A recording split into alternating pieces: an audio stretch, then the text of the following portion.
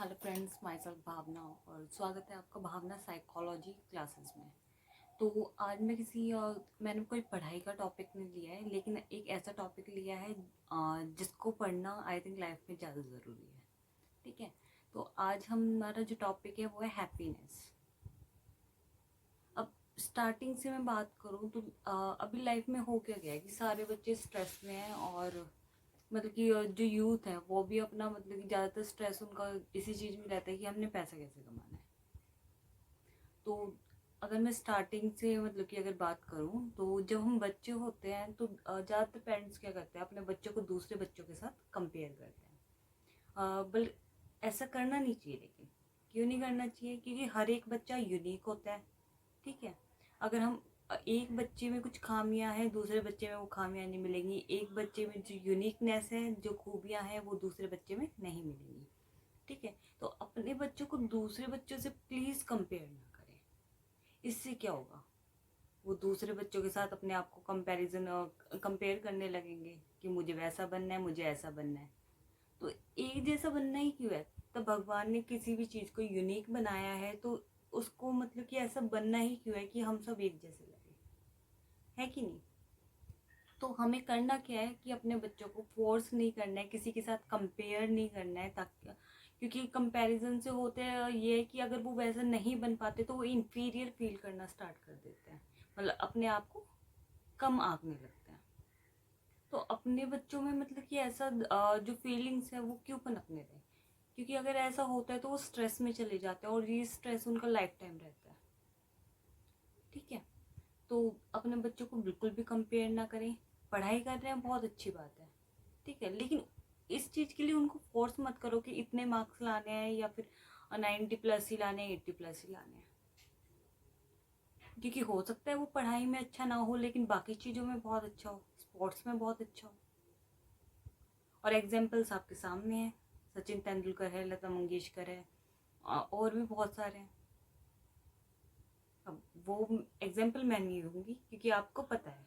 ठीक है, अब नेक्स्ट क्या चीज़ है, जब हम बड़े होते हैं तो क्या होता है, ये होड़ लग जाते हैं कि हमें कैसे पैसे कमाने हैं, कि अच्छे मार्क्स आएंगे तो हम अच्छे पैसे कमाएंगे। बट इसका कोई रिलेशन ही नहीं है, अच्छे मार्क्स का मतलब अच्छे पैसे कमाने से कोई रिलेशन नहीं है। हो सकता है कि आप में ऐसी खूबियाँ हो, क्योंकि एक ये होता है कि आप टॉप भी कर रहे हो तो भी हो सकता है आपको 50,000 की, 60,000 की, 70,000 की जॉब मिल गई। अगर आप स्पोर्ट्स में अच्छे हो तो हो सकता है आप लाखों कमा रहे हो महीने के, है कि नहीं? तो उसको मतलब कि ये नहीं है कि सिर्फ हमने पढ़ाई के पीछे भागना है, सिर्फ मतलब कि ये सोचना है कि ओवर थिंक करना है कि नहीं यार पैसे नहीं कमा पाऊंगा मैं, इतने मार्क्स नहीं आए तो ऐसा मत करो। तो जो नेक्स्ट चीज मैं बताना चाहती हूँ कि आपकी लाइफ में पैसा भी जरूरी है, खुशियाँ भी जरूरी हैं, और प्लस में क्या जरूरी है, आपकी पढ़ाई भी जरूरी है। लेकिन इन तीनों चीजों का बैलेंस होना बहुत जरूरी है। समझ रहे हो? हमें तीनों चीज़ों को अलग अलग करके नहीं देखना है। ऐसा नहीं करना है कि पढ़ाई पे भी फोकस किया, पैसे पे भी किया, पैसा भी कमाया, लेकिन लाइफ निकल गई। और जब हम पहुंचे लास्ट स्टेज पे, बूढ़े हो जाते हैं, तब हम सोचते हैं यार सब कुछ है लेकिन लाइफ में कुछ अचीव ही नहीं किया हमने। तो क्या अचीव करना है? सबसे पहले खुशियाँ। खुश रह के पढ़ना भी है, खुश रह के पैसा भी कमाना है। ओवर थिंक मत करो, कुछ नहीं कर पा रहे हो ओवर थिंक मत करो, प्लान करो। ठीक है, ओवर थिंक करने से ना तो पैसा आएगा, ना मार्क्स अच्छे आएंगे, और ना खुशी रहेगी। तीनों चीजें नहीं रहेंगी जो जरूरी है। तो हमें क्या करना है कि किसी भी चीज को किसी भी चीज से कंपेयर नहीं करना है। हमारी लाइफ यूनिक है और हमने इसको यूनिक रहने देना है। ठीक है, अब हमने क्या किया, हम यूथ जो होता है वो पैसे के पीछे भागता रहता है। ठीक है, जॉब करी, 9 to 5 जॉब करता है, या फिर एक चीज के पीछे घुसा हुआ है कि हाँ भी ये करना है, लेकिन उसका इंटरेस्ट नहीं है उस चीज में। अगर आपको जॉब में इंटरेस्ट है, बहुत अच्छी बात है, करो, कोई दिक्कत नहीं है, आप खुश भी रहोगे उससे।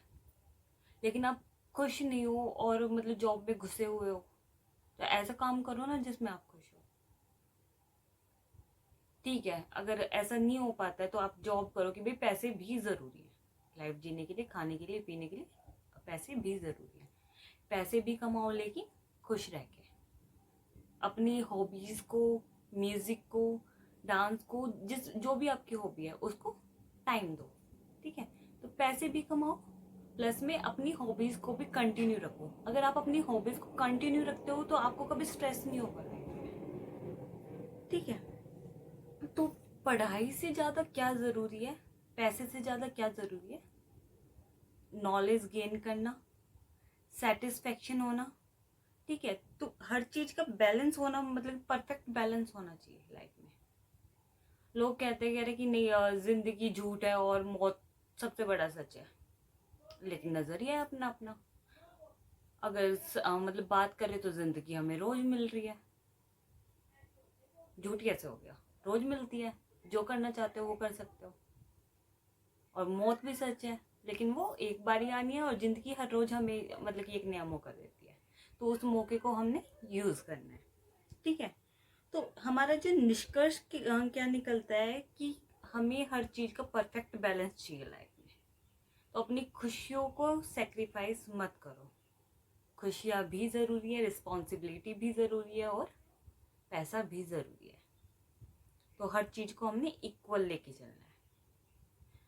अगर मैं पढ़ाई में ही आपकी बात करूँ, जो बच्चे मतलब कि ये कह रहे कि नहीं गलत है, तो मैं आपको याद दिला दूँ कि मैस्लो की हायरार्की नीड की एक थ्योरी है, मैस्लो की थ्योरी है।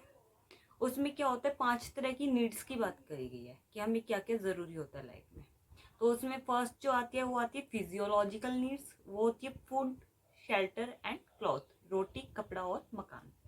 खाना वगैरह मिल गया, कपड़े मिल गए पहनने के लिए, मतलब सर पे छत भी है। नेक्स्ट क्या नीड है हमारी? सेफ्टी नीड, कि हमें सिक्योरिटी चाहिए, हेल्थ हमारी अच्छी होनी चाहिए, ठीक है।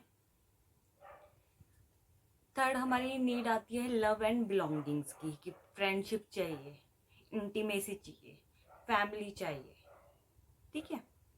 तो ये नीड हमारी कहाँ गई?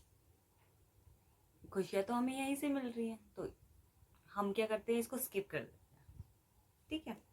उसके बाद जो हमारी नेक्स्ट आती है वो आती है एस्टीम नीड। एस्टीम नीड में हमें रिस्पेक्ट चाहिए होती है, स्टेटस चाहिए होता है, पैसे चाहिए होते हैं, हम इसके पीछे भाग रहे हैं, ठीक है। रिकॉग्नाइजेशन चाहिए, स्ट्रेंथ चाहिए, इसके पीछे पूरी दुनिया भाग रही है, यूथ तो खासकर, ठीक है। लेकिन हमने जिस थर्ड वाली जो हमारी नीड है उसको हमने स्किप कर दिया, सीधा हमने ऊपर पायदान पे चले गए, बीच में एक सीढ़ी को स्किप कर दिया। और नेक्स्ट हमारी जो नीड आती है वो आती है सेल्फ एक्चुअलाइजेशन की नीड। तो सेल्फ एक्चुअलाइजेशन की नीड हमें क्या कहती है कि हमने अपने आप को एक्सेप्ट करना है, अपनी कमियों को पहचानना है, और उसके साथ हमने खुद को एक्सेप्ट करना है, अपनी नज़रों में ऊंचा उठना है, ठीक है। दुनिया क्या सोचती है कोई फर्क नहीं पड़ता, अपनी नज़रों में उठो। कि दुनिया की नज़रों में हो सकता है कि आप उठ पाओ नहीं उठ पाओ, कोई मतलब कि उतना ज़रूरी नहीं है, लेकिन अगर खुद की नज़रों में उठे रहोगे तो स्ट्रेस नहीं होगा कभी, ठीक है। तो लास्ट में मैं यही कहूँगी कि जो सबसे बड़ी पूंजी है वो है कि अपने आप को एक्सेप्ट करना। तो लाइफ में परफेक्ट बैलेंस चाहिए, हर चीज़ का बैलेंस चाहिए, लेकिन सेल्फ एक्चुअलाइजेशन करो उस नीड तक। लेकिन बहुत कम ही लोग पहुंच पाते हैं, बहुत रेयर लोग होते हैं जो वहाँ तक पहुंच पाते हैं, लेकिन ये बहुत ज़रूरी होता है। जिसने ये पा लिया उसको मोह माया का उसको त्याग देगा, ठीक है। मतलब हर चीज़ ज़रूरी है, मोह भी ज़रूरी है, माया भी ज़रूरी है, लेकिन खुश रहना और सेल्फ एक्चुअलाइजेशन, अपने आप को पहचानना, सारी खामियों के साथ अपने आप को एक्सेप्ट करना। खामियां किसी भी इंसान में नहीं होती, हर इंसान में होती है, तो अपने आप को एक्सेप्ट करना है, ठीक है। तो आज का जो लेक्चर ही कहूँगी कि आज का हमारा जो लेक्चर था उसमें सिर्फ मैंने ये बताना चाहती थी कि स्ट्रेस नहीं लेना है, और प्लस में पेरेंट्स को भी बताना चाहती हूँ अपने बच्चों को स्ट्रेस मत दो, ठीक है। तो स्ट्रेस नहीं लेना है, खुश रहना है, स्टडी भी करनी है, खुश भी रहना है, अपनी हॉबीज़ को भी टाइम देना है, प्लस में पैसा भी कमाना है। तीनों चीज़ें करनी है, लेकिन इन तीनों चीज़ों को हमें परफेक्ट बैलेंस चाहिए। धन्यवाद।